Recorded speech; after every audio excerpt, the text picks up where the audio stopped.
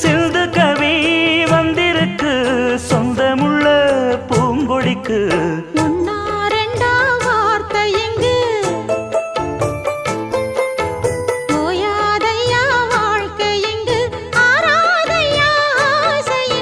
பாட்டுக்குள்ளே பாட்டிருக்கு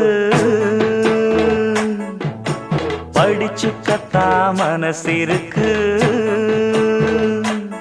இந்த வயசு இப்ப புதுசு அடிவாடி பூங்கொடி. இந்த மாமல் படிக்கும் பாடல் இனிக்கும் சேர்ந்து பாடடி. இந்த மாமல் படிக்கும் பாடல் இனிக்கும் சேர்ந்து பாடடி.